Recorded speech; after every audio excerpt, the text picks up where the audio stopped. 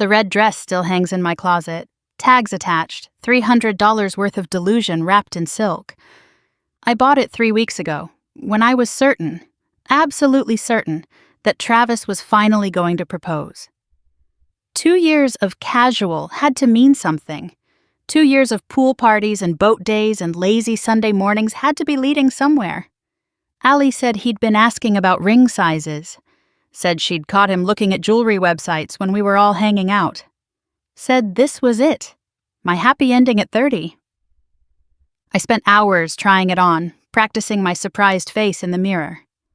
"Oh my God, Travis, yes," I'd whisper, watching how the dress moved when I threw my arms around my reflection's neck. I'd already picked out the Instagram caption. 2 years ago, I met my soulmate at the gym. Today, I said yes to forever. God, I was so stupid. My name is Dawn, and a month ago, I humiliated myself in front of 50 people by believing a man who told me from day one that he'd never love me. A month ago, I learned that 2 years of my life meant nothing more than convenient sex and a +1 to parties. A month ago, I finally understood why my friends called me delusional. But they didn't call me that to my face. No, to my face they said things like, "He just needs time," and "Men are scared of commitment," and "You're so patient it'll pay off." Behind my back, apparently, they had a group chat called Dawn's Delusions, where they shared screenshots of my pathetic texts about Travis. I found out about that last week. Salt in the wound. Allie, my best friend, my biggest cheerleader, the one who swore she saw him looking at rings, was the one who started it, named it, invited our other friends to watch my romantic tragedy unfold in real time like some reality show they could laugh about over wine. "It's not mean-spirited," she'd said when I confronted her. "We're just worried about you." Worried enough to mock me, apparently. Worried enough to place bets on how long I'd keep embarrassing myself. Sarah had money on 3 years. Jennifer thought I'd wise up after he brought another girl to something. Allie, sweet supportive Allie, had bet I'd never figure it out, that I'd be 40 and still waiting for Travis Mitchell to realize I was the one. She'd almost won that bet, but to understand how I convinced myself that I don't want anything serious meant convince me. You need to understand what it's like to be 28 and watching everyone else get their happy ending. I met Travis at the gym 2 years ago. 6'3", shoulders that filled doorways, drove a red Porsche that probably cost more than I'd make in 3 years. He was doing deadlifts when I first saw him, and I literally stopped mid-squat to stare. Every woman in that gym knew who Travis Mitchell was. The hot, rich guy who worked out at 6 a.m. sharp, Monday through Friday. The one with the perfect ass and the investment portfolio to match. The one who never noticed any of us.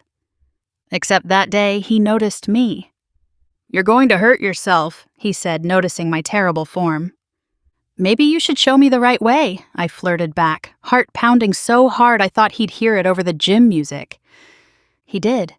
Hands on my hips, adjusting my stance, close enough that I could smell his cologne. Something expensive that probably cost more than my monthly gym membership. By the end of the session, I had his number and a date for Friday. I texted Allie immediately. "The hot gym guy asked me out." "Which one?" she replied. "Travis. Red Porsche Travis." "Holy shit, what are you going to wear?" I spent $200 on a new outfit for that date. Justified it as an investment.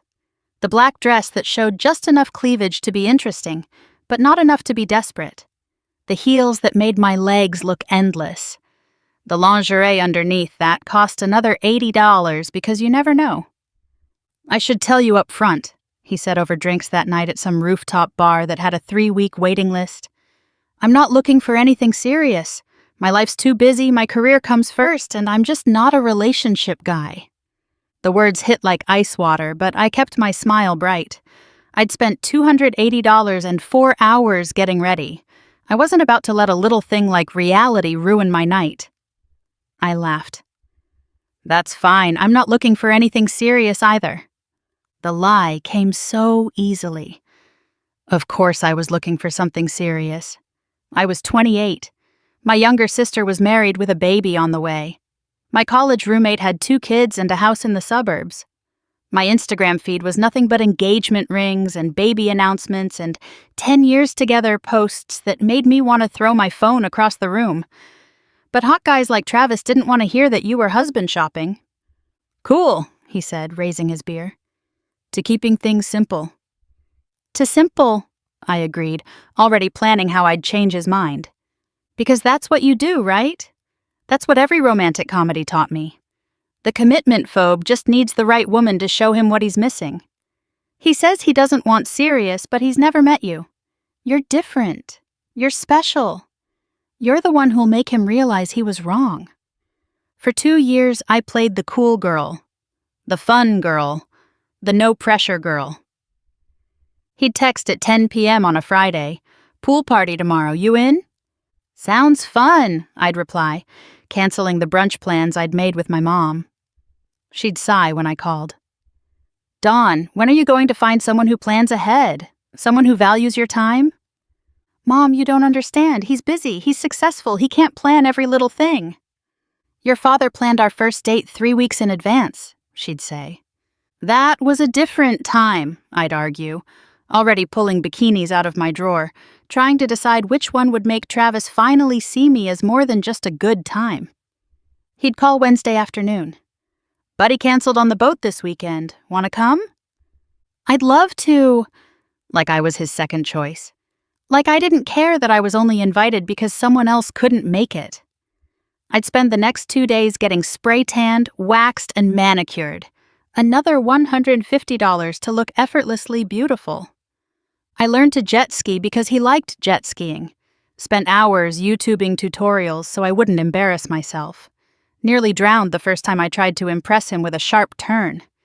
He laughed, pulled me out of the water, said I was such a good sport. I pretended salt water was the reason my eyes were stinging. Learned to fish because he liked fishing. Pretended I didn't want to vomit when he made me bait my own hook. Smiled through sunburns and seasickness and the mind-numbing boredom of sitting in silence for hours. "Most girls complain the whole time," he said once, reeling in his third catch while I sat there with an empty line. "You're different. Different. Special. Not like other girls." The magic words that kept me hooked better than any fish. I studied crypto and investment portfolios like I was preparing for a final exam. Downloaded apps, subscribed to podcasts, learned enough buzzwords to keep up when he talked about market volatility and blockchain technology and diversified portfolios. "You actually get it," he said one night, surprised when I mentioned something about Bitcoin halving. "Most girls' eyes glaze over when I talk about this stuff." I didn't tell him I'd spent 3 hours watching YouTube videos to understand what Bitcoin halving meant. Didn't mention the notebook where I wrote down terms to Google later. Didn't admit that my eyes were glazing over too. I'd just gotten better at hiding it. "You're so different from other girls," he'd say, and I'd glow like he'd given me a diamond instead of a crumb. The sex was incredible, mind-blowing, the kind that ruins you for other men.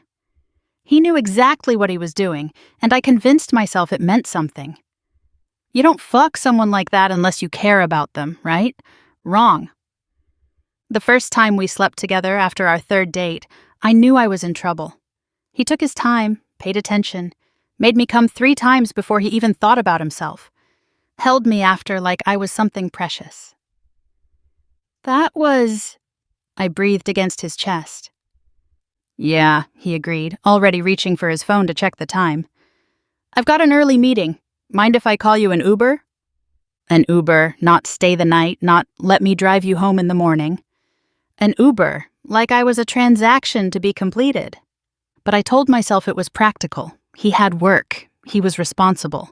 Successful men had priorities. I became an expert at reading meaning into meaningless gestures.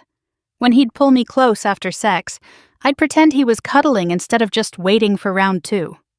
I'd count the seconds his arm stayed around me, 57 was the record, before he'd shift away, reaching for his phone or suggesting a shower.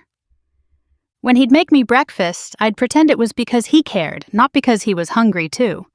I'd Instagram the omelets with captions like "Chef Travis strikes again," and watch the likes roll in from friends who assumed we were a real couple. "Your boyfriend's so sweet," they'd comment. I never corrected them. Neither did he, when he'd occasionally like the posts. That had to mean something, right?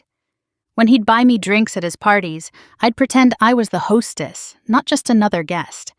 I'd refill people's drinks, chat with his friends' wives, act like the lady of the house. "You're so good at this," one of them said once. "Travis is lucky to have you." "Oh, we're not," I started, then stopped. "Thanks." Let them assume. Let everyone assume. Maybe if enough people believed it, it would become true. "So what's the deal with you two?" people would ask. "We're together," I'd say, letting them assume what they wanted. Travis never corrected me.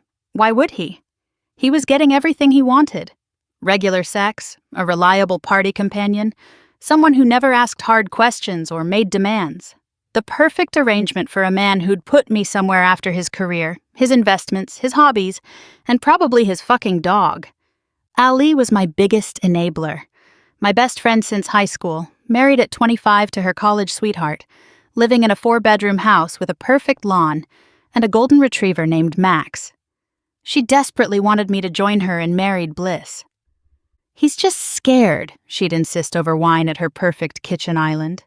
"You can see how he looks at you." Now I wonder if she was studying my delusions for the group chat, taking mental notes for later. You guys, she actually thinks he looks at her special. We'd spend hours analyzing his texts, her encouraging every misinterpretation. "He used a smiley face emoji," I'd squeal. "That's basically a declaration of love from someone like Travis," Ali would confirm, probably screenshotting our conversation as I spoke. Every breadcrumb became a feast in our desperate interpretation. Were we building a fantasy together? Or was she just watching me build it alone? Was she my friend or my audience? The worst part? Deep down, I knew better. There were moments of clarity, usually at 3 a.m. when I'd wake up in my own bed, because Travis never asked me to stay over. And the truth would hit me like a physical pain. He doesn't love you. He doesn't even like you that much. You're convenient, you're available, you're willing. But by morning, I'd convince myself I was overthinking, being negative, self-sabotaging. And Ali would be there to reinforce the delusion, to keep the show going. "You should see his browser history," Ali whispered one day 3 weeks ago. "I saw him looking at engagement rings when you were in the bathroom." My heart stopped. Everything stopped. The world shifted on its axis. "Are you serious?" "Dead serious." He minimized the window real quick, but I saw it.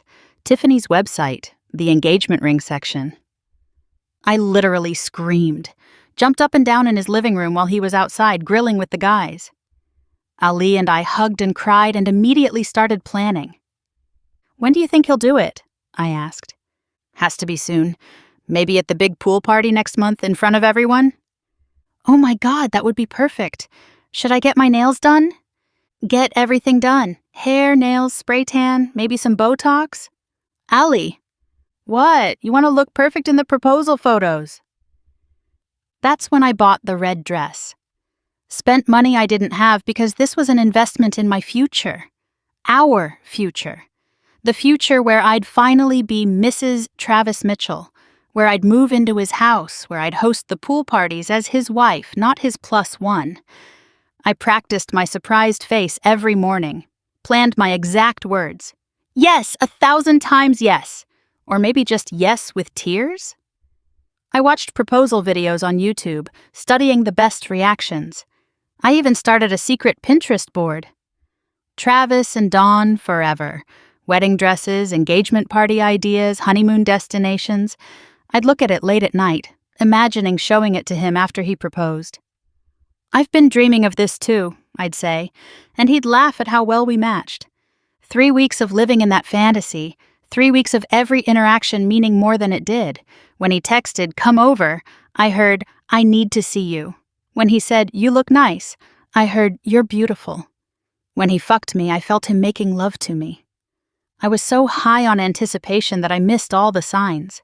Like how he never asked about my life, never wondered about my job, my family, my dreams, never suggested meeting my parents or spending holidays together, never talked about us or we unless it was "we should order pizza" or "we need more beer."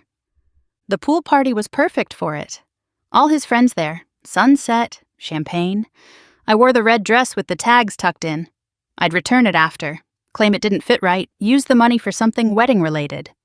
I kept catching Ali's eye, both of us giddy with anticipation. Every time Travis looked at me, I wondered if this was the moment. When he suggested we sit on the deck, my heart was pounding so hard I thought everyone could hear it. Then we were sitting on his deck, me, him, and Ali. And she decided to speed things along. I should have stopped her, should have seen the danger. But I was so sure, so certain that this was just helping him get to where he was already going. "So when are you going to propose to Dawn?" I've never seen a man's face change so fast. The easy smile vanished, his whole body tensed. The beer bottle stopped halfway to his lips. For a second, nobody moved. Even the party noise seemed to fade away. Then he started laughing. Not nervous laughter, not caught-off-guard laughter, genuine, confused laughter. Like Ali had asked when he was planning to grow a second head. Why would I propose to Dawn? Those 5 words. The casualness of them. Like the idea was so absurd it didn't even warrant real consideration. Like 2 years meant nothing. Like I meant nothing. I felt Ali stiffen beside me, watched her mouth open and close like a fish. She'd been so sure. We'd been so sure. "Well, you've been dating for 2 years. She's in love with you. Don't you love her?" He looked at me like he was seeing me for the first time, like I was a stranger who'd wandered into his party. His eyes, those beautiful green eyes I'd stared into during sex, during dinners, during all those stolen moments I thought meant something, were completely blank. "Is that how you feel?" I couldn't speak. My throat had closed up. Tears were already building, hot and humiliating. I just nodded, a tiny movement that felt like jumping off a cliff. "Dawn." He sounded tired, like I was a problem he'd have to solve, like I was a task on his to-do list, somewhere between get oil changed and call cable company. "I like you a lot, but we don't really know each other. How could you possibly love me when you don't even know me?" Then came the test. His favorite color, his middle name, his birthday, his siblings. "What's my favorite color?" I looked at his red Porsche in the driveway, his red jet ski, the red swim trunks he was wearing. "Blue?" The disappointment in his eyes was almost worse than the laughter had been. "What's my middle name?" Silence. 2 years of screaming his first name during sex, and I'd never thought to ask about the middle one. "When's my birthday?" I tried to remember. There'd been a party, but was it his birthday or just a party? Everything blurred together. So many parties, so many drunken nights, so little actual conversation. Do I have any siblings? The questions kept coming, each one another nail in the coffin of my delusions. I wanted to grab my phone, check his Facebook, something. But he was watching me with those blank green eyes, waiting for answers I didn't have. I failed every question. 2 years of Saturdays on his boat, and I didn't know he had brothers. 2 years of parties at his house, and I couldn't guess his favorite color, despite every toy he owned being red. 2 years of morning after breakfasts, and I didn't know his middle name. "She loves the things I do for her," he told Ali, like he was explaining something to a child. Not me. And the worst part? He was right. I loved the lifestyle. The parties where everyone envied me for being with him. The boat days where I could post pictures that made my life look like a dream. The status of being chosen by someone like Travis Mitchell. The sex that made me feel wanted, desired, special. The fantasy I'd built in my head where he was secretly in love with me. But Travis himself? The real person behind the red Porsche and the six-pack abs? I didn't know him at all. Because I was so busy auditioning for the role of cool girl, I never stopped to ask if I wanted to be cast at all. I just knew the part came with perks, status, sex, and the possibility that one day the performance would become real. I ran, pushed back from the table so hard my chair tipped over, ran through his perfect house, past his friends who were all pretending they hadn't heard every word. Locked myself in his bathroom, the master bathroom with the rainfall shower where we'd fucked just last week, and sobbed. Could hear Allie through the door, yelling at him about leading me on, wasting my time. Her voice getting shriller, more desperate, fighting my battle because I was too broken to fight it myself. She told me, "You were clear from the beginning," I heard his calm voice say. I never promised her anything, never said I loved her, never talked about a future. How is that leading her on? "You knew what she wanted," Allie screamed. "You knew and you didn't care." She said she wanted what I wanted. Was I supposed to call her a liar? When I finally came out, mascara streaking down my face, the red dress feeling like a costume I'd worn to a play where I didn't know the script, the party was still going. All his friends pretending they hadn't just witnessed my humiliation. The wives giving me pitying looks. The guys avoiding eye contact. Travis was gone, probably hiding in his garage with his precious cars, waiting for the crazy women to leave. Allie drove me home, ranting the whole way about what an asshole he was, how he'd used me, how he'd led me on, how I deserved better. "He's a fucking narcissist," she spat, taking corners too fast. "A manipulator, a user, he knew exactly what he was doing." But did he? Did he manipulate me or did I manipulate myself? Did he use me or did I offer myself up to be used? Did he lead me on or did I follow a path that only existed in my head? "He knew what you wanted," Allie insisted. "He just didn't care." Maybe. Or maybe he believed me when I said I didn't want anything serious. Maybe he thought he'd found the unicorn, a hot girl who actually just wanted fun with no strings. Maybe I'd played the cool girl so well that he never saw the desperate woman underneath. "You should expose him," Allie said as we pulled up to my apartment. "Tell everyone what he did, post about it, ruin his reputation." "What reputation?" I laughed bitterly.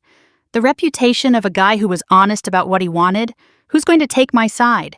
This guy told me he didn't want a relationship and then didn't want a relationship. Real compelling story." That was a month ago. I've texted him 15 times, each message more pathetic than the last. "I'm sorry. Can we talk? I miss you. I understand if you need space. I just want to be friends. Please just let me know you're okay. I'm worried about you. I can explain everything. It doesn't have to be weird. Your friends are asking about me." They weren't. "I left my earrings at your house." I didn't. "Can we at least have closure? I deserve better than silence." I didn't. "Fuck you." "I'm sorry I said fuck you, please." He hasn't responded to any of them. I know he's read them. The read receipts tell me that much. He just doesn't care enough to answer. Each read notification is another twist of the knife. He sees my desperation and feels nothing. I drove by his house last week, told myself I was just in the neighborhood even though his neighborhood is 40 minutes from mine.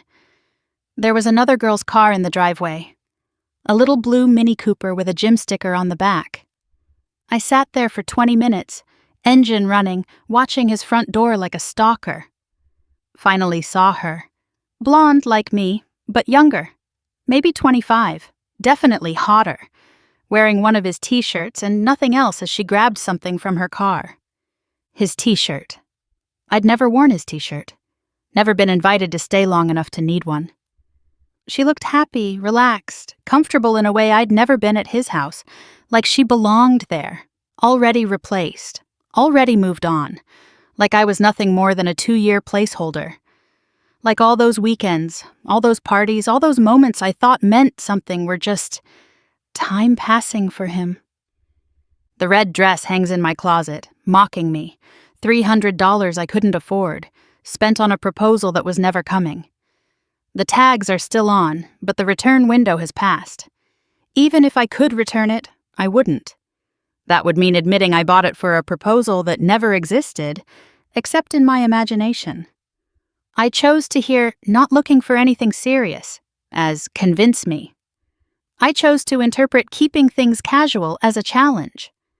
I chose to believe that 2 years of fucking meant something more than just 2 years of fucking. The saddest part? I'd do it again.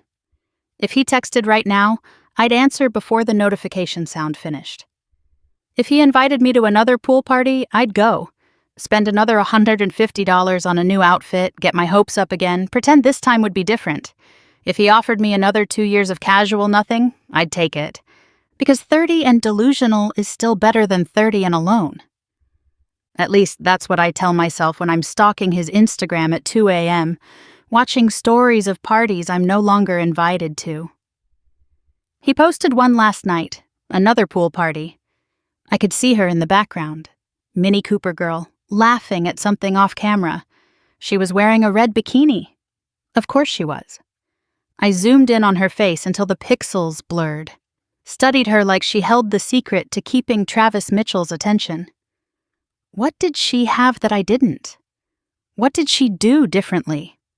What magic words had she said to make him see her as more than a weekend distraction? Or maybe she hadn't said anything. Maybe she really did just want something casual. Maybe she wasn't lying when she said it. Maybe that's why she got to wear his t-shirt while I got to wear a $300 dress to my own humiliation.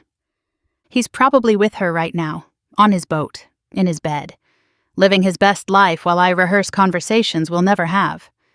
She's probably playing it cool, being fun, not asking about his middle name, not expecting more than he's willing to give, not building castles in the sky from the crumbs of his attention. I wonder how long she'll last before she makes the same mistake I did, before she starts wondering why Saturday nights don't turn into Sunday mornings, before she begins reading meaning into meaningless gestures, before she convinces herself that casual is just another word for not yet. I wonder if she already has her red dress, but maybe she doesn't. Maybe some girls really can do casual. Maybe some girls don't need more. Maybe some girls can fuck a man for months without falling in love, can be second choice without feeling second best, can live in the moment without planning the future. I'll never be one of those girls. And Travis knew that from the beginning. He saw through my lie on that first date, saw the desperate girl beneath the cool exterior, and decided to believe the lie anyway. Because it was easier. Because it was fun. Because why not take what's freely offered? I can't even hate him for it. He was exactly who he said he was. I was the one pretending to be someone else. And sometimes being the cool girl just means being the fool. I think I'll keep it. The red dress. Not as a reminder of him, but of me. Of the girl I used to be. The girl who needed someone to pick her to feel chosen. The girl who believed in ring boxes more than red flags. Tomorrow, I'm deleting his number, unfollowing his Instagram. Maybe I'll even burn the dress, make a whole ceremony of it. Allie won't be invited. Neither will the rest of the Dawn's Delusions fan club. It's time to stop being the entertainment. No more audience, no more costumes, no more scripts I didn't write. They got their show. I got my scars. Now the red dress goes back in the closet. Not as a trophy, not as a lesson, but as proof that I survived the lie I told myself. And maybe that's the real plot twist, the fool learning she was never auditioning for anyone but herself.